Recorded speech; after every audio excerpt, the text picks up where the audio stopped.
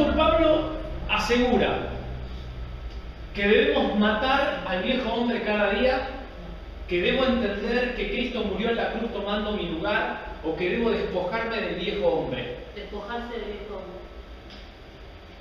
3. ¿Alguno opina algo distinto? Es la 3. Pará, esa es tu opinión. Yo opino. Es la 3, La ¿no? 3. La 3. No sé No. qué quieren. No quiero meter. Bueno, No, muy bien, muy porque bien. querías meter un palito en la Debemos rueda. despojarme. Cuidado con esa postura ascética. ¿Saben lo que es el ascetismo? No. El ascetismo, hace varios siglos, ustedes lo pueden ver en la película El Código Da Vinci, creo que está Silas, un muchacho rubio, que está en su otra habitación y se autoflagela. El ascetismo llegó a decir que había que matar la carne, por eso puse esa primera opción. Entonces, ¿qué dijeron? Que el cuerpo era enemigo de la persona. Entonces, tomando alguna palabra de Pablo, cuando dice que encuentra una ley en sus miembros, ¿no? Esa ley que lo invita a pecar, exagerando eso y haciendo casi un método dogmático de aquello, dijeron, bueno, entonces el problema es que estamos en un cuerpo. Cuanto más le peguemos al cuerpo, lo podemos sujetar y ya no tendrá esas pasiones. Bueno, y la verdad es que uno puede pegarse en el cuerpo y no tiene nada que ver. Recuerden lo que yo les dije, que el hombre interior es el que determina cómo vamos a vivir. Si nosotros estamos bien con el hombre interior, nuestro cuerpo exterior va a funcionar correctamente. Por lo tanto, no pasa en realidad por ahí. Me siguen con ese concepto, ¿no? Esto es importante porque entonces el cuerpo nuestro no es enemigo. No es enemigo. Tenemos que aprender a cuidarlo, de hecho, porque nosotros no podemos llegar a viejos con un cuerpo destruido. Y esto pasa muchas veces dentro del pastorado, de personas que no cuidan a la familia, de personas que no cuidan su propio cuerpo, y Dios tiene grandes cosas para hacer con ellos, pero ellos están destruidos. Por eso a veces, y el otro día no sé con quién lo debatíamos, voy a agarrar el micrófono, estoy gritando mucho. Hola. Ahí está. Me voy a quedar sin voz. No sé con quién lo debatíamos. ¿Por qué no lo había estado? Sí, me había olvidado. No sé con quién lo debatíamos de que hacemos mucho hincapié correctamente en el cigarrillo, en el alcohol, pero también debemos hacer hincapié en el cuidado que tenemos de nosotros mismos. Si nosotros no dormimos nunca las horas que tenemos que dormir, no cuidamos nuestro físico, no hacemos el ejercicio correcto que hay que hacer, somos hipersedentarios, el cuerpo se va desgastando. ¿Podemos orar al Señor por un milagro? Sí, pero la verdad que es mucho mejor aprender a cuidarse. Entonces debemos ser, y esto como líderes también, dar el ejemplo con respecto a eso también. Si nosotros estamos siempre cansados, destruidos, estamos limitando la tarea que Dios hace con nosotros. Porque uno de los principales problemas que tenemos los que estamos liderando es el cansancio. Es difícil predicar con claridad cuando uno está muy cansado. Es difícil profetizar y orar con claridad cuando uno está cansado o con muchas cosas para hacer. ¿Alguna vez no le ha pasado que alguien le pide que hable un consejo o algo? Por favor. No, pero es verdad lo que decís, por eso no sé cómo. No lo entendés. Bueno, pero- Es verdad lo que decís. Por eso, Bueno, por eso, es lo que traté. presten atención a esas señales del propio cuerpo. Porque para estar atento hay que estar descansado, hay que estar despierto, hay que estar con la carga horaria que debemos tener para cada cosa. Es más, si ustedes piensan llegar acá a las 6 y 7:30 hay una cosa y a las 9 otra y demás, lo que hagan a esta hora va a estar supeditado mentalmente a lo que viene después y con la presión de llego o no llego, terminar estudio, porque no sirve así. Hay momentos que en el trabajo uno tiene que hacer así, pero que el ministerio no sea así. Que el ministerio no sea la reunión de 6 a 7 y si ya nos pasamos de las 7 hay un problema. No, por eso nuestras reuniones tienen un horario de comienzo por ética, pero después pueden terminar 12:30. Yo no miro el horario de final. Simplemente en algún momento termina sin hacer una reunión maratónica de muchas horas, pero tampoco limito a que si Dios quiere seguir haciendo alguna cuestión, yo lo corto en algún momento. Pero tengan en cuenta esto, no lleguen ni apurados, ni estresados, ni cansados físicamente. Y cuidado con el sedentarismo, que también nos afecta y nos termina haciendo mal a nuestro propio cuerpo. Amén. Hoy vino... Bueno, entonces mañana hay una para el gimnasio, para espíritu. Pablo nos dice que al pecar tenemos tres opciones. Dos que se van hoy. ¿Nos alejamos de Dios? ¿Entristecemos al Espíritu Santo o perdemos la salvación? No, entristecemos al Espíritu Santo. ¿Qué cuestión? Estoy de acuerdo, obviamente, pero qué cuestión interesante esta, ¿no? ¿Cómo lo vamos a dejar de no? ¿Qué cuestión complicada esa? Porque a muchos se nos enseñó así, que el pecado nos aleja de Dios. ¿Cómo será eso en términos bíblicos? Obviamente que En no. algunos lugares también me enseñan que se puede perder la salvación. Sí, pero al margen de eso. Ahora vamos, La salvación no se el puede mismo, perder. en la misma cuestión de Efesios vamos a meternos en la salvación, pero me quiero centrar en la primera. Cuidado también con eso, con el trabajo que nos hace nuestra mente cuando pecamos. El trabajo de indignos que nos sentimos nosotros cuando pecamos. Cuando el verdadero secreto está en saber arrepentirnos, que arrepentirse significa cambiar de dirección, ¿no? No solamente decir, Señor, perdóname y hago siempre lo mismo. Ahora, cambio de dirección y entonces mi mente no debe estar condenándome constantemente por eso. Claro. Sí. No, que ponerle, cuando yo pensaba que pecando me alejaba de Dios, es porque dice que el pecado, no sé en qué cosa está, pero siempre me lo dijeron, ¿entendés? Como que yo crecí Claro. sabiendo eso, el pecado te aleja de Dios y hace como que Dios te dé la espalda. Entonces es como que o vos mismo le das la espalda a Dios cuando pecas. Bueno, son dos cosas muy distintas. Claro. Como que Dios no se ofende, o como que vos al pecar le estás dando la espalda voluntariamente a Dios. Sí, es una decisión obviamente de uno de hacerle caso al viejo hombre y no al nuevo, ¿no? Según los términos que estuvimos aprendiendo en Efesios, Pablo nos dice, bueno, vístanse Es como del nuevo hombre y no del viejo que está viciado. Cuando uno decide ponerse el viejo, y en definitiva sí, metafóricamente hablando, le da la espalda a Dios. Pero no me puedo alejar. Si dice la palabra que ni la vida ni la muerte, o sea, miren los ejemplos que está poniendo, lo alto, lo profundo, ni ninguna cosa creada nos podrá separar del amor de Dios que es en Cristo Jesús. Aquello que yo me equivoco, que Dios sabe que soy imperfecto, muchísimo menos. Cuidado entonces con el trabajo que hace nuestra mente, que nos impide, porque en realidad lo que nos roba eso es la obra que tenemos para hacer. Porque entonces decimos, no, entonces ya no quiero servir, ya no quiero ministrar, ya no quiero hacer nada porque lo que hice. Y la autocondenación es mucho más fuerte que lo que realmente dicen las Escrituras. Sí. No, ya está. No.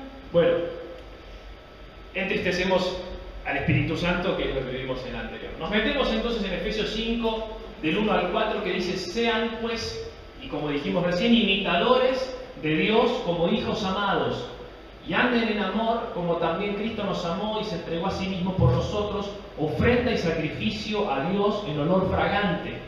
Pero fornicación y toda inmundicia o avaricia ni aun se nombre entre ustedes como conviene a santos, ni palabras deshonestas, ni necedades, ni truanerías que no convienen, sino antes, bien, acciones de gracias.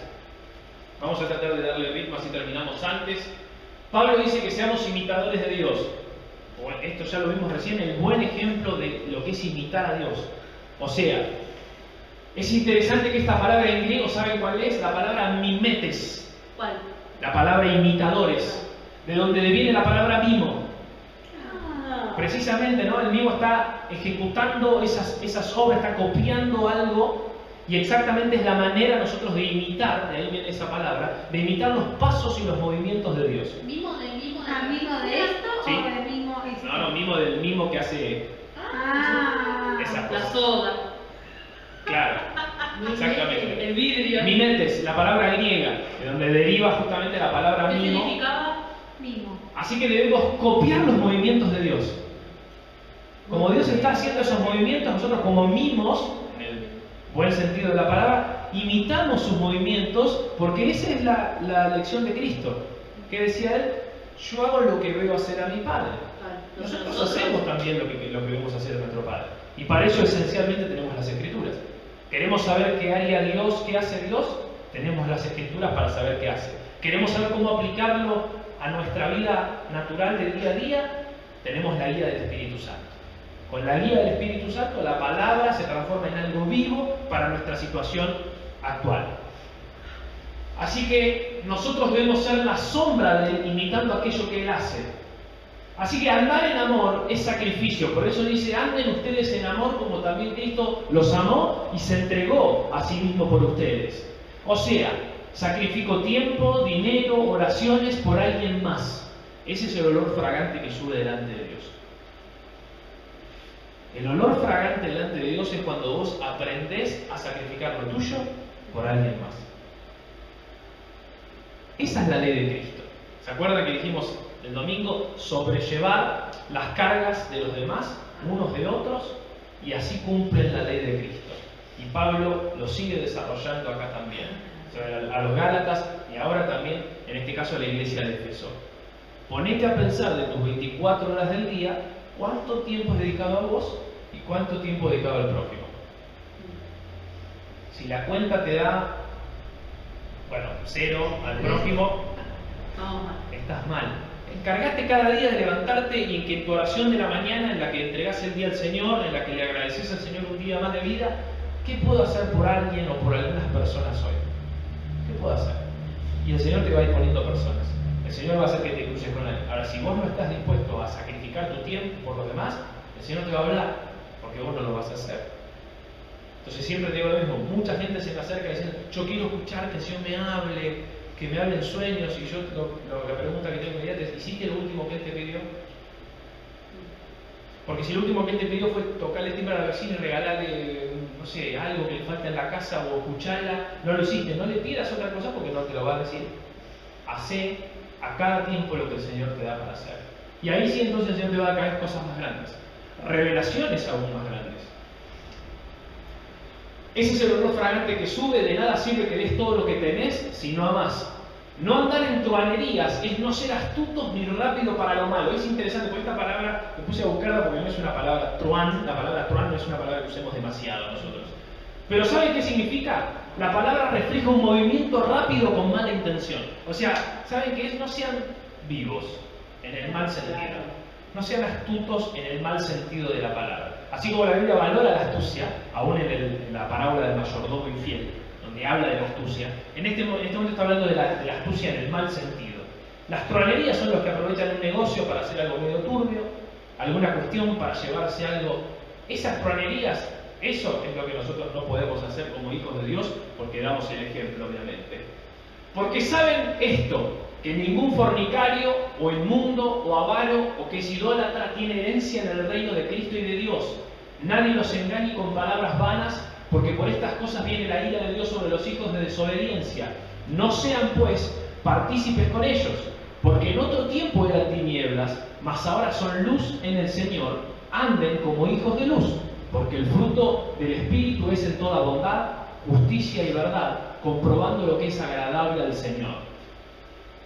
Acá vino el palo, ¿no? Asentarse en el pecado es sinónimo de falta de conversión. Porque alguno está este debate, ¿no? Bueno, pero ¿cómo es? Si una persona se convierte y luego de convertirse, con todo lo que eso significa, convertirse, es un fornicario, un inmundo, un avaro, un idólatra, dice que no tiene herencia en el reino de Dios. ¿Saben qué pasa? Aquella persona que se asienta en su pecado y no quiere cambiar, no se convirtió a Cristo. Vino a una reunión, pudo haber levantado la mano, pudo haber hecho una supuesta oración de fe, pudo todo eso, pero la cuestión de convertirse, ¿de dónde es? Del corazón.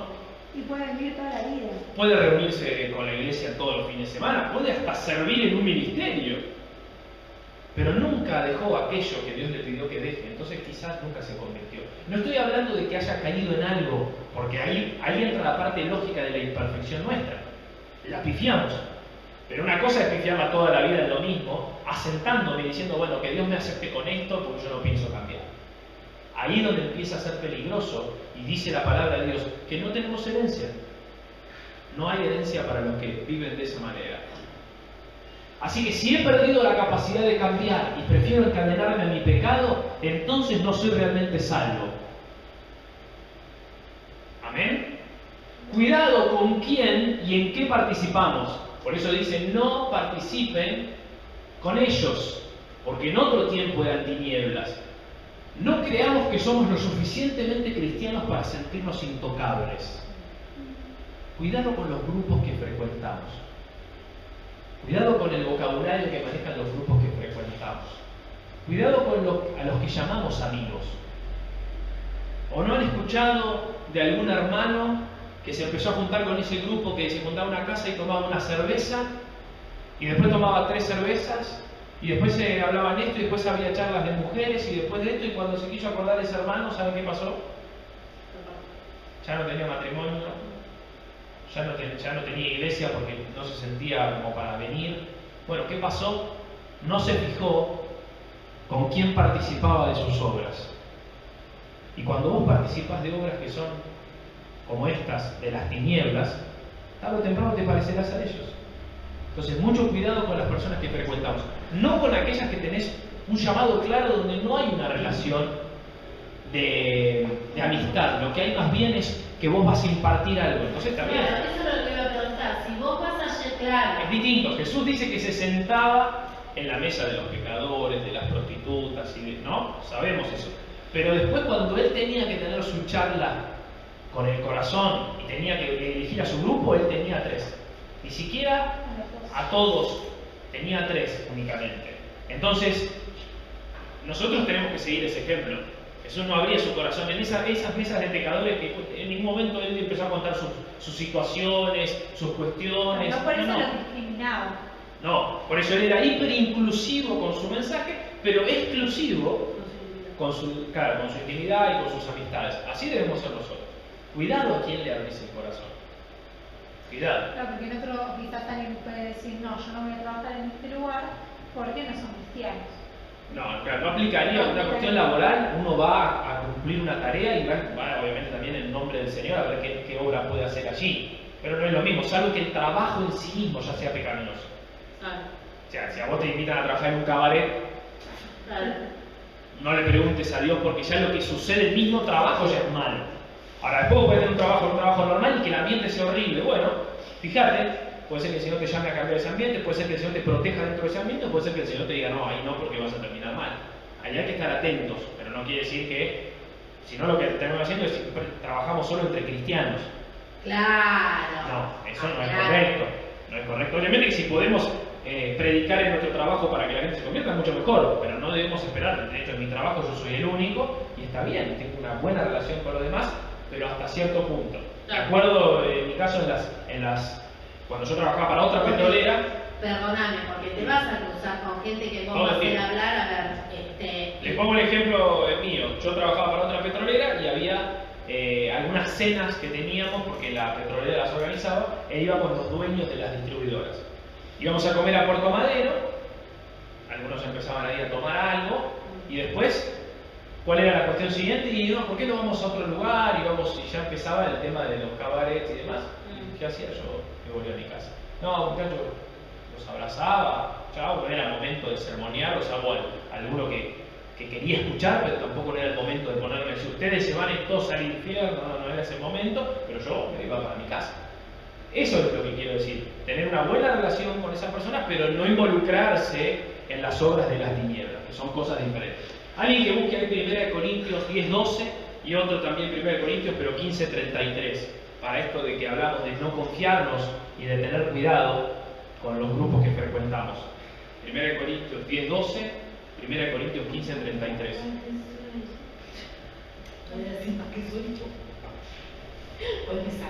Y 15.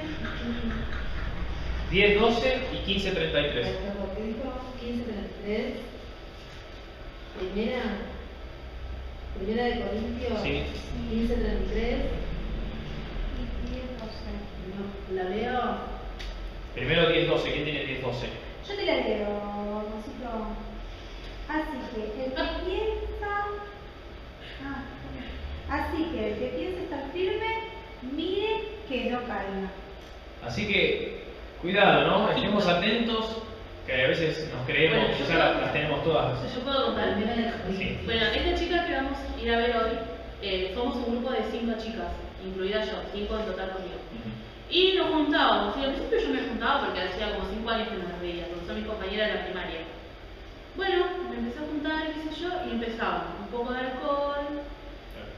Bueno, yo no voy a decir que no tomé porque sí, porque tomé, pero tampoco me fui a las ramas. No, pero igual yo lo hablé con Fernanda. Y después cambié mi pensamiento y dije, no, yo voy a llevar algo, voy a llevar palabra. Cuestión que ayer la chica que vamos a ver hoy, todo el tiempo me sacaba el tema del cristianismo, digamos, te estás congregando, qué sé yo, y yo veía que las otras chicas se ponían incómodas. Bueno, entonces después yo me empiezo a juntar con ella, qué sé yo, hubo un tiempo que no la vi y ese momento me arrepentí mal porque veníamos bien y en ese momento decayó, que empezó a juntarse con otra amiga mía que, digamos, que hacía cualquier cosa. Entonces iban a bailar, qué sé yo, hasta ahora que la agarró esto. Yo estuve literalmente un año remando para que venga por lo menos a una reunión, pero en realidad antes hacía cualquier cosa. Claro. Bueno, por eso debemos tener mucho cuidado ese límite que habla ella, ¿no? Que María preguntaba. Bueno, pero si yo tengo personas que estoy... Muy fino es lindo. Es muy fino y ahí la guía del Espíritu Santo es la que en un momento te va a decir, basta porque estás más vos por caer. Bueno, el profeta Jeremías, justamente el Señor le dice que se conviertan Pero ellos me a ha vos, no pasado vos a de ellos. estar con gente y tener realmente que dejar de lado y decir, bueno, no, hasta acá porque la verdad... A veces va a pasar, a veces lo que hay que hacer es no rechazar a la persona, pero sí sacarla de ese ambiente. Claro. Buscar que la charla sea un día a la tarde en un café y no un viernes a la casa en una previa antes de salir. Porque estás más tentado a pecar vos y quizás un día a la tarde en un café hablas perfectamente, la persona no está con la mente en la salida que va a hacer y escucha de otra manera. Entonces, fijémonos esas cosas, ¿dónde vamos a hablar con las personas? Eso es lo que debemos prestar atención. A mí también lo que me sucede muchas veces es que vos, por ejemplo, estás con una persona y inevitablemente en algún punto te vas a abrir, ¿no? Y es como muy fino, ¿no? Sí. Porque te podés abrir y podés decir, no, que estás mal, que esto, que lo otro, pero también uno tiene que estar bien, porque tampoco tiene que demostrar que está extremadamente horrible. Lo razonable. Claro, entonces eso Y tampoco es un mostrarse límite muy fino. que uno nunca tiene un problema porque es cristiano. Claro, Ni tampoco contar lo más íntimo a una persona que lejos de ayudarte te va a dar un preferir el consejo. pastor, le cuenta, ¿viste? Claro, bueno, si por ejemplo es una persona que tiene problemas con que odia la iglesia y uno va y le cuenta todos los problemas que uno cree de la iglesia, uno no va a lograr generarle más odio a la iglesia. Y más si te conoces con esa persona. persona, más si te conoces con esa persona. Hay que tener Te cuidado. digo que no hay que ser totalmente hermético, pero tampoco... Hay que ser selectivo hacia quienes abrimos Sí. nuestro corazón. Corazón. ¿Qué dice 1 Corintios 15:33? ¿Eh? 1 Corintios 15:33. No erréis. Las malas conversaciones corrompen las buenas costumbres. Lo mismo, las malas conversaciones corrompen las buenas costumbres. Así que cuando nos demos cuenta que el ambiente está poniendo demasiado burdo, demasiado vulgar, chabacano, no tenemos que ver con eso nosotros. No creamos que podemos salir. Es más, fíjense cómo el propio lenguaje de uno está muy determinado por el lenguaje de los que están alrededor. Y uno también puede hacer la diferencia, porque en mi trabajo quizás entre ciertas personas se genera como así un... No, esto de gastar al otro quizás con temas sexuales, ese tipo de cosas. Y yo siempre me opino, me quedo callada, o directamente bastante desubicada, como que hago un comentario de que me parece que está fuera de lugar. ¿Qué hace eso? Que a mí nunca me dejan decir nada, ni me gasto con ese tema, ni me incluyan en esa conversación, o si están viendo un videíto me dicen, no, y vos no mires esto. Cosas así, ya ellos saben que yo no. Pero porque yo no les di lugar, si hubiese entrado en el chiste, hubiese reído, Claro. entro en el montón. Pero igualmente estoy compartiendo el desayuno, estoy compartiendo el trabajo, estoy compartiendo ese momento porque es mi trabajo. Pero al no incluirme en esos temas, poner el freno. Exactamente. Perdón, voy a hacer Sí. una pregunta. Sí. Uno es grande y sabe positivamente el camino que elige y todo, ¿no? Yo, por ejemplo, bueno, ya saben de antemano, yo voy a la casa de alguien, hay alguien que no es convertido, bueno, toda la historia, yo hablo, esta persona se deja hablar, es más, creo que me quedé una noche a cenar y esa misma persona me dijo, ustedes oran, ¿no? Dale, orá. Bueno, ahora, mi tema es, cuando vos tenés un hijo adolescente que está en el camino, vos sabés que está en el camino, vos sabés que le decís cuáles son las cosas buenas, cuáles son las cosas malas. Pero por el otro lado entran palabras o formas de ser de la adolescencia. ¿Cómo lo llevas? ¿Cómo haces? Bueno, lo primero de todo es la oración. Sí. Porque hay ciertas cosas del ambiente del colegio que nosotros no vamos a poder cambiar. O sea, hay ciertas cosas que se dan en el grupo de amistad del colegio que va a ser así, bueno, no lo vas a poder sacar obviamente y mandar a otro porque te vas a encontrar con lo mismo o peor. Entonces, lo primero es la oración y sí, los padres dejar en claro dónde está el límite. ¿Por qué? Porque los límites ahora se han corrido, te voy a poner un ejemplo, el otro día me contaba Ivana que las compañeritas de Ana tiene 10, los cumpleaños, y no sé si ustedes se dieron cuenta de esto. Claro, los cumpleaños cambiaron. De hecho, yo tuve un cumpleaños hace poco que cumplió 5 años, no sé cuántos años cumplió, y era 4 años, y era en casi un bar. Había música a todo volumen, una barra. ¿Qué tiene que ver esto con los cumpleaños de un chico de 4 años? Era un cumpleaños como si fuera un boliche. Y bueno, Ana me contaba que ya se festejan, como bien decía Lara, con una matiné donde les hacen un trago sin alcohol, pero en una barra. Entonces vos ya mentalmente lo preparan al chico para esa cosa. Después ir a un boliche a los 14, 15 y tomar alcohol y emborracharse, está dentro de la lógica, era el paso que te venía seguido a eso. Entonces ahí donde el padre y la madre, sin pretender encerrar al chico, deben ver dónde está el límite, qué cosa hacen y qué cosa ya no. Porque ¿saben qué pasa? Volver atrás de algo que uno hace mal es muy difícil.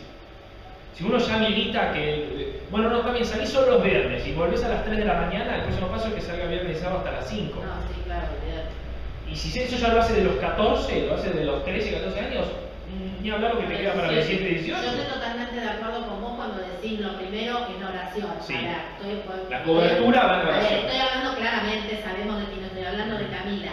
Y lo que sí noto, por ejemplo, es en el caso de ella, que es como que siempre te está jugando con el límite. Está bien, sí. Hay una cuestión de la edad. Claro, típico de la adolescencia y del entorno escolar. Bueno, ahí donde lo que vos sembrás del lado de la siembra buena es lo que finalmente ella elegirá. Ella está en este momento siendo tironeada como cualquier persona que está definiendo su vida. Uno en la adolescencia empieza a darse cuenta. Sí, te doy un ejemplo, ahora te dejo terminar, te doy un ejemplo. Hoy al mediodía yo llegué 1 y 2 minutos, ella sale 1 menos 5. Si pasa por lo de la abuela, entra a casa, yo me olvidé las puertas cerradas, se tiene que quedar en lo de la abuela. Si no, pega la vuelta y se tiene que quedar adelante. Entro y le pego el grito por el patio de atrás, en la casa de la abuela. Cami, no, Mari, entró por adelante, me dice la abuela. Y dije, no le voy a decir nada porque está mal. Bueno, me agarro la llave del portón y empiezo a caminar y espero que venga, ¿viste? No dije nada. Suena el teléfono. ¿Qué haces, viejita? ¿Cómo estás? ¿Ya llegaste? ¿Dónde estás, Camila? En la casa de un amigo. Salís ya. Cuando digo ya, es ya. 10 minutos me puso. Me la pata en la nuca. Y viene. En otro momento, Fer, vos me conocés, le hubiese entrado. Entró y le digo, ¿por qué no entras por la casa de la abuela? No, me dice, lo que pasa es que entré. Y le digo, ¿por qué no entraste por la casa de la tía? No, lo que pasa es que toqué el timbre y no había, porque debes haber hecho y te fuiste. Digo, ¿dónde estabas? Bueno, se sienta, qué sé yo, me dice, no, pero nos fuimos con Lara. Lara es la que llegó a la reunión, pero nunca va a la reunión. Sí. En la casa de ¿quiénes estaban? Me dice Lara, Gonza y yo. Nunca más, Car. Vos salís y si yo no estoy, entras en lo de la abuela, y si no está la abuela, entras en lo de Susana. Y si no está Susana, me quedas en la puerta. Bueno, simple. Eso es marcar. Si vos habilitás una vez, Claro. después Gonza toda la vez. O sea, esto está clarísimo. Gonza, claro, la familia. Bueno, entonces, eso es con claridad. No sentirse mal cuando uno establece un límite claro que es razonable. Sí. Bueno. Ya, mi amigo va a escuchar esto. Bueno, a ver. Los retos también. Vuelvo a lo mismo. No sentirse mal cuando uno establece un límite correcto, aunque suene rígido, porque uno lo está haciendo por cuidar a la persona. Bajo la guía del Espíritu Santo no nos vamos a exceder, porque tampoco el exceso de límites es correcto. Que la persona no haga nada, no puedes hacer, no ves televisión, no juegas al fútbol, las mujeres no hacen nada. No. Está bien cada cosa en su lugar, pero en su debido tiempo. Cuando nos pasamos de tiempo, o sea, vivimos un anacronismo fuera de tiempo, volver atrás es casi imposible. Sí, no, yo mi pregunta era porque, a ver, estás con un grupo de gente grande. El tema es, en mi caso, yo entiendo que está pasando el límite, esto es el límite de la adolescencia. Sí. Pero también puede caber en lo que vos estás diciendo. Si se junta mucho con eso y... Bueno, ahí hay que procurar que las amistades reales las haga con la iglesia. Desde luego. ¿Por qué? Porque la iglesia va a pensar, a pesar de los problemas que pueden tener los distintos adolescentes de una iglesia, siempre van a estar moralmente en diferente posición. Porque escuchan por lo menos una palabra que los edifica. A cambio, las personas que vienen, que no tienen una familia cristiana, vas a saber qué entorno tienen, qué iniquidad traen y demás, uno está sujeto a lo que pueda Por lo suceder. menos en una situación, por lo menos atender la vocecita acá. Claro, por lo menos Dios puede hablarlos, Esto no- inquietarlos. Aparte, a la larga da su fruto. Seguimos. No participen de las obras infructuosas de las tinieblas, sino más bien repréndanlas, porque vergonzoso es aún hablar de lo que ellos hacen en secreto. Mas todas las cosas, cuando son puestas en evidencias por la luz, son hechas manifiestas, porque la luz es lo que manifiesta todo. Por lo cual dice, despiértate tú que duermes, y levántate de los muertos, y te alumbrará Cristo. No participar de ciertas obras es mandato divino. Esto es mandato de Dios. Algunos dicen, no, a mí no me dejan, mi mamá no me deja, la iglesia no me deja. No es que no te deja alguien. El mandato de Dios en su palabra es, no participen de las obras de las tinieblas. Por ejemplo, chismes. Punto. Encima que son Muchísimas. infructuosas, o sea, que no sirven para nada. Encima. Eso es lo que te quiere decir. Sí. Que no te ayuda a crecer, no te ayuda, no te edifica, no te bendice, nada. Nada, no sirve para nada. Todo lo contrario, se aleja mucho de lo que queremos hacer en el camino del Señor. Entonces, cuidado con esto, no participemos directamente. Punto final. No pensemos que la gracia nos da libertad para dañarnos. Debemos reprender esas obras, mantenerlas lejos. Si no, tarde o temprano saldrá a la luz. ¿Por qué? Porque dice que manifiesta todas las cosas, aquello que nos condena. O sea, la luz terminará alumbrando sobre aquello que en realidad está mal en nuestra vida y nos sentiremos peor todavía por tener que corregir un mal hábito de años. Es mucho más difícil revertir situaciones de muchos años que rápidamente corregir el camino.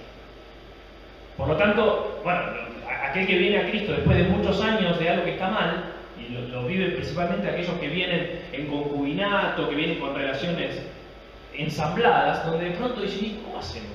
10 años así. Bueno, que el Señor sea, tampoco la iglesia es la que debe señalar con el dedo y apenas pasan por la puerta, si ustedes vienen que se tienen que casar, ¿eh? No, eso no funciona de esa manera, porque esa revelación la necesitan sentir en el corazón ellos. Si a ellos no les es revelado, que sabemos que es así, pero si a ellos no les es revelado por imposición o por pertenecer a una iglesia, nadie debe casarse forzadamente. Pero alguno tiene esa pregunta, ¿no? Decir, bueno, pero si yo vengo a la iglesia, entonces ¿qué quiere decir? ¿Que tengo que hacer? No, no tenés que hacer nada. A lo sumo que el Espíritu Santo te lo revele, te lo hable y vos te sientas redarguido, ¿no? Esa es la palabra que nos redarguye de pecado. Decimos, esto está mal y quiero estar en paz con Dios y esto me choca. Bueno, exactamente entonces el cambio vos sentís que debes hacerlo. La iglesia nunca puede imponer un cambio. Sí puede imponer, y acá cuidado, las normas para el liderazgo. Porque alguno puede decir, no hay problema que yo me siente todos los días allá atrás y vengo con mis 2 maridos, mis 2 novios. No hay problema, pero quiero cantar acá con ustedes. No. Ahí sí hay normas. Me siguen, ¿no? Ahora, la iglesia es un lugar donde vos, no es un lugar, pero me refiero que las reuniones de la iglesia son abiertas, que cualquiera se presenta. Un tipo que viene de robar hasta un tipo que vive la vida de Cristo fabulosamente. Ahora, hay normas para las tareas para hacer.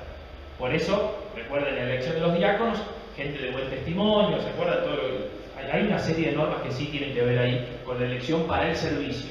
Aparentemente había un dicho conocido en esos tiempos, y es esto que dice acá: despiértate tú que duermes y levántate de los muertos y te alumbrará Cristo. Había que levantarse, esto es una frase que se usaba. Saben que la Biblia refleja varias frases que eran propias del momento. A veces uno cree que la Biblia no toma ninguna referencia actual. Yo les dije que hasta aún Jesús, cuando habla con Saulo, ¿no? Le dice, dura cosa es dar cosas contra el aguijón. Y le dije que esa frase era de Eurípides y que evidentemente Dios estaba usando alguna frase de alguna obra que él conocía, así que no te sorprendas si a vos Dios te habla. Un poema, una canción, algo. Dios te puede hablar tranquilamente a través de algo que sea bien representativo, pero porque lo que pretende Dios es que vos lo entiendas. Si muchas veces a Saulo, si le hablaba en algún término de la gracia y de un montón de cosas que él todavía no había aprendido, porque después el Espíritu Santo trata con él, pero él judaizante hasta aquel momento, no hubiera entendido lo que Dios tenía para decir. En cambio, con esa cuestión entendió perfectamente que estaba oponiendo al misterio del Evangelio. Miren pues con diligencia cómo andan, no como necios, sino como sabios, aprovechando bien el tiempo, porque los días son malos. Por lo tanto, no sean insensatos, sino entendidos de cuál sea la voluntad del Señor. No se embriaguen con vino, en lo cual hay disolución, antes bien sean llenos del Espíritu, hablando entre ustedes con salmos, con himnos y cánticos espirituales, cantando y alabando al Señor en vuestros corazones, dando siempre gracias a Dios y Padre, en el nombre de nuestro Señor Jesucristo. Mírense entre ustedes, líderes, justo los que están acá, todos cuadran en el liderazgo, y dice, no se embriaguen con vino, en lo cual hay disolución, sean llenos del Espíritu, hablando entre ustedes con salmos, con himnos y cánticos espirituales. ¿Se acuerdan cuáles eran estos cánticos espirituales? No. Esa definición, porque en realidad es una frase que tiene mucho sentido y significa literalmente cánticos o canciones reveladas por el Espíritu Santo. Eso significa canciones reveladas por el Espíritu Santo. Entonces, cuando nosotros decimos, ustedes canten su canción, no es que no tenemos ganas de cantar algo y canten ustedes lo que... No, es porque el Espíritu Santo les va a reflejar a ustedes una letra, les va a dar a ustedes su propia canción. Como de pronto acá también surge que empezamos con la misma melodía a cantar otra canción, porque sentimos que el Espíritu Santo nos dirige en esa dirección. Eso te puede pasar a vos y te debería pasar porque es el mismo Espíritu que mora en mí, el que mora en ustedes. Ahora, ¿cómo entonces es la relación entre ustedes? Y yo lo dije en una predicación y es interesante porque la analogía que pone acá es no se embriaguen con vino, en lo cual hay disolución. Fíjense que habla de la borrachera. Y lo que sigue a continuación es como el efecto de un borracho. Porque dice, bueno, háblense ustedes con canciones, ¿no? Y es lo que hace un borracho justamente. Pero en vez de la borrachera, pero embriagado del Espíritu, lleno del Espíritu. Alguien que está lleno del Espíritu tiene ganas de cantar, de alabar. No se avergüenza de estar orando en el medio de un lugar, de levantar las manos al Señor. ¿Por qué? Porque está lleno del Espíritu Santo. ¿Me entiendes? No les preocupa eso, lo que dijimos antes hace un ratito. Por eso la indicación de Pablo es que se alienten unos a otros. Dice, hablen entre ustedes, canten juntos, canten en su corazón, den gracias a pesar de lo que se ve alrededor. Sométanse unos a otros en el temor de Dios. Las casadas estén sujetas a sus propios maridos como al Señor, porque el marido es cabeza de la mujer, así como Cristo es cabeza de la iglesia, la cual es su cuerpo y Él es su Salvador. Así que como la iglesia está sujeta a Cristo, así también las casadas lo estén a sus maridos en todo. Andar en amor es someterse al otro, pensando en él como si fuera superior a mí. Alguien que busque Filipenses 2:3. ¿Cómo?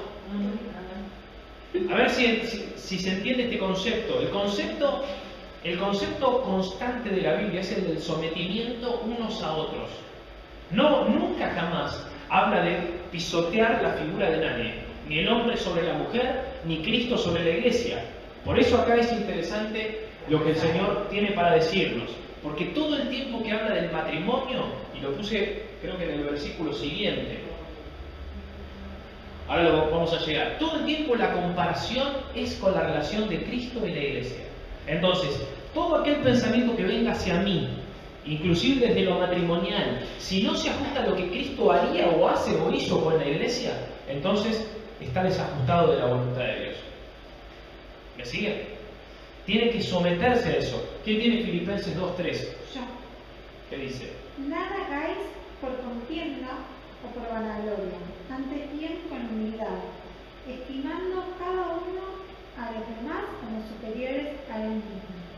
O sea que cada vez que yo hago algo, ahí el verdadero sentido, lo explica mejor la NBI, es mirando a los demás como superiores a mí. Ese es referirse a él mismo no se entiende tanto el concepto. Lo que está queriendo decir ahí es que cuando yo hago algo con alguien, por más que las ganas de mi mente sea decir, yo sé mucho más que esta persona, yo tengo mucho más conocimiento, yo tengo muchos más años de cristiano, no, al revés, lo estimás al otro como superior a vos. Entonces, ¿qué hiciste? Te sometiste. Por eso el sometimiento es unos a otros. Porque cuando vos te aprendes a someter al otro, a pesar de que vos lo estés liderando, les hablo a ustedes líderes, vos tenés gente que liderás, gente que te mira a vos, aparentemente te mira en esta figura, porque te ve a vos como la persona de sabiduría, como la persona que le habla, pero vos, tu tarea es ponerte como si fuera por debajo.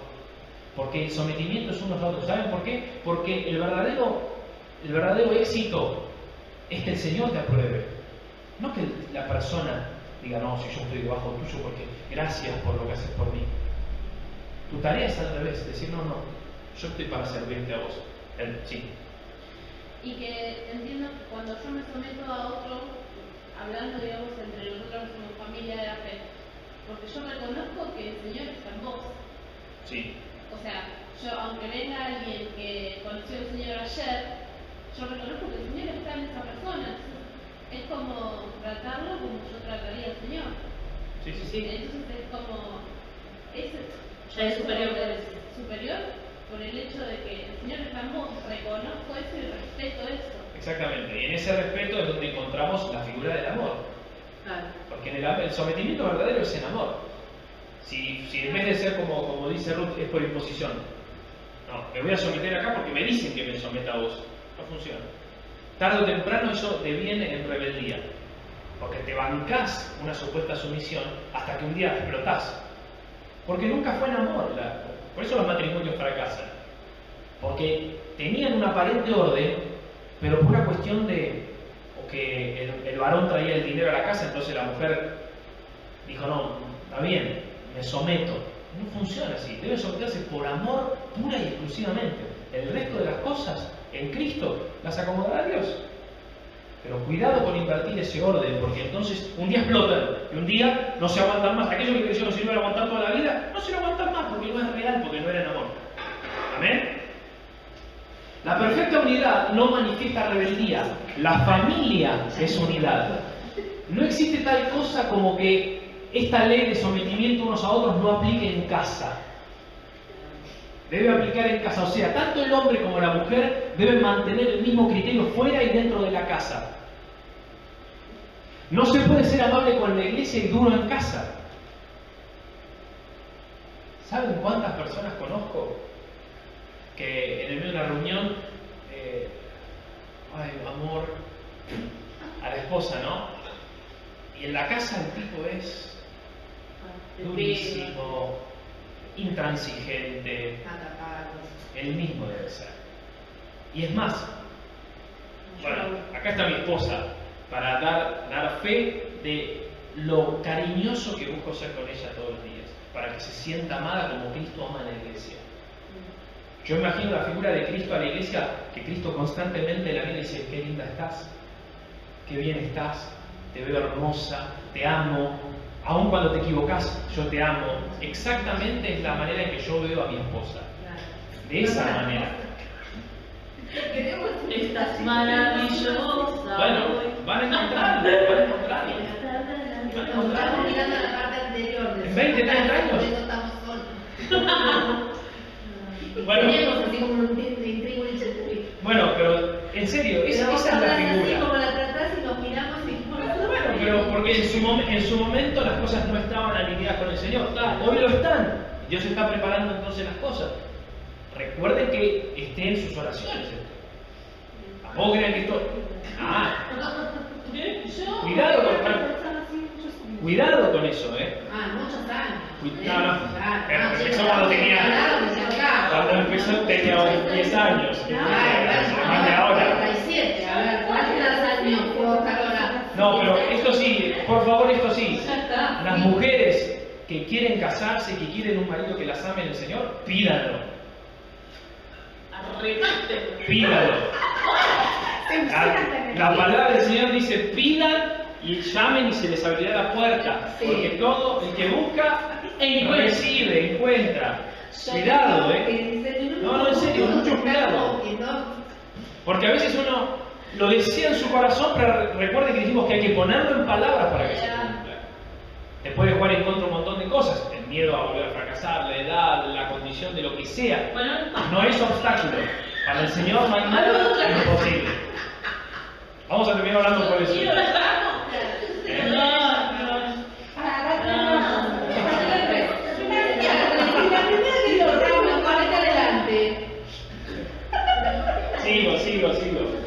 No se puede ser amable como dijimos, con la iglesia y duro en la casa. El mismo trato que tenemos con nuestro cónyuge cuando la iglesia nos ve es el mismo puertas para adentro. Seguimos.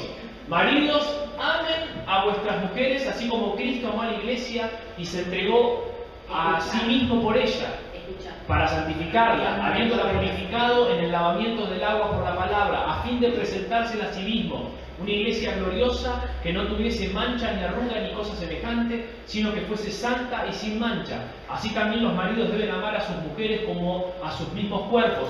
El que ama a su mujer, a sí mismo se ama. Tremenda palabra de Pablo, que digo recontra amén. Aquel que critica a su esposa, aquel, como también la esposa que critica al varón, no sabe que se está dañando su propia carne. Es como si tuviera un cuchillo en la mano y creyendo que se lo está clavando a otro, se lo está clavando a sí mismo.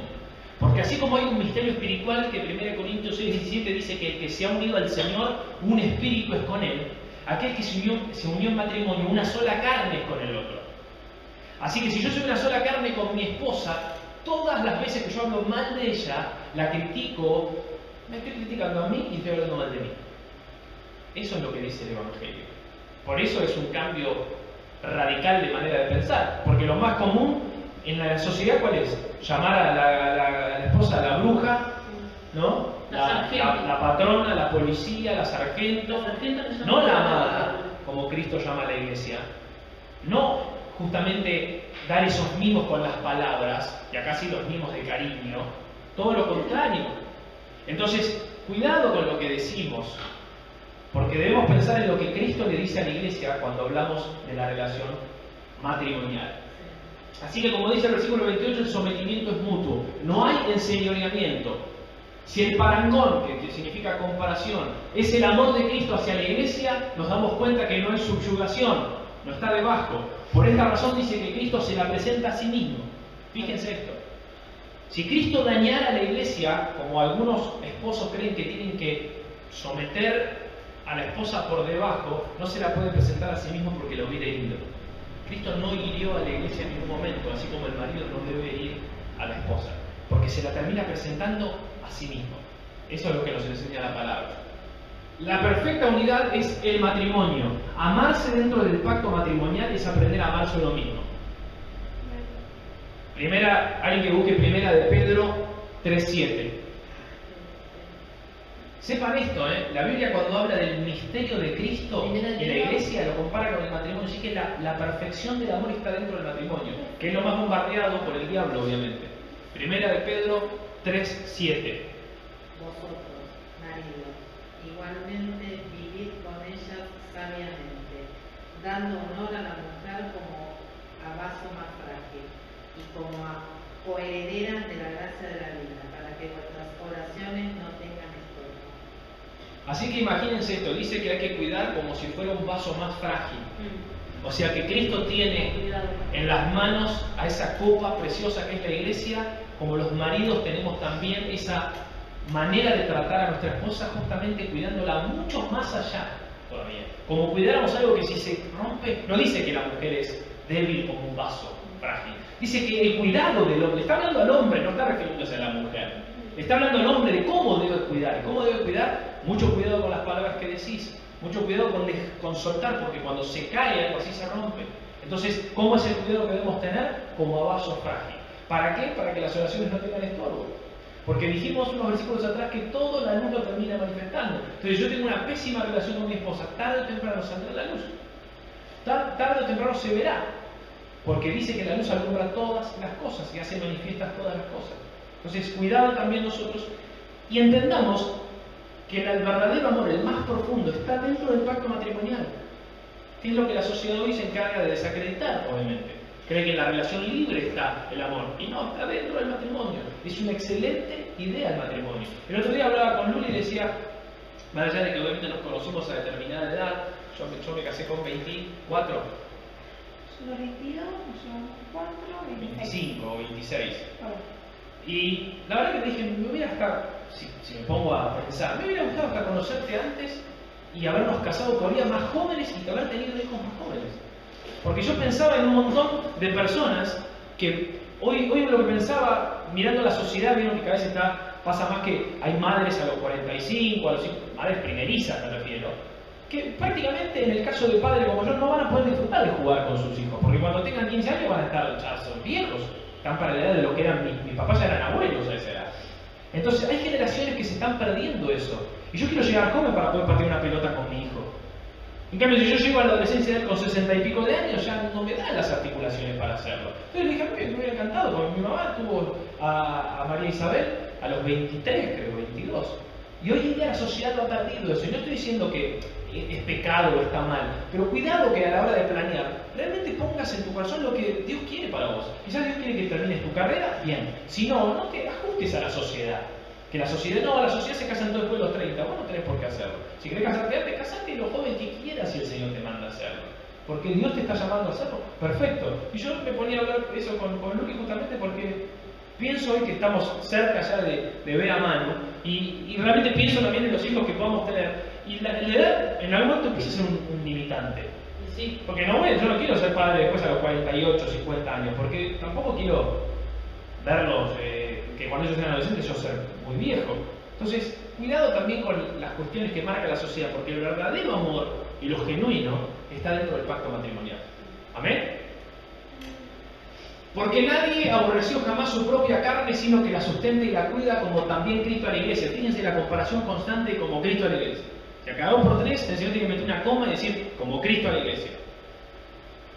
Porque somos miembros de su cuerpo y de su carne y de sus huesos. Por eso dejará el hombre a su padre y a su madre y se unirá a su mujer, y los dos serán una sola carne. Grande es este misterio, mas yo digo esto respecto de Cristo y de la iglesia. Por lo demás, cada uno de ustedes ame también a su mujer como a sí mismo, y la mujer respete a su marido. A ver, el concepto de familia es claro. Uno deja a su familia con el fin de formar otra familia. Ese es el concepto familiar. O sea, que si nosotros formamos familias cristianas que sepan amar al Señor, nuestros hijos no se van a ir enojados de la casa a una edad anticipada. No estoy diciendo a aquellos que Dios los llama por algún motivo a irse a vivir solos, no es que está mal ni nada de eso. Pero el proyecto de Dios es que vos dejes a la familia para que tomes tu nueva familia. Con los valores que tomaste de tu casa hacia los valores que vas a poner en tu casa. Y tus hijos luego saldrán de tu casa para formar una nueva familia. Por eso dejará el hombre a su padre y a su madre, se unirá a su mujer en una nueva casa, una nueva familia. De hecho, esa palabra familia obviamente habla de hogar también. Si generamos familias sanas, no habrá disfuncionalidad. O sea, nuestros hijos e hijas, no hojas, como puse acá, las hojas no tienen nada que ver con esto. Dejarán pasar a escribir bastante rápido. Dejarán nuestra casa cuando vayan a su nueva familia. A las ramas. A las ramas. Me fui por las ramas, se puede decir en este caso. Desde luego que no hablamos de romper relaciones con los padres, sino todo lo contrario. Ahora las relaciones entre familias.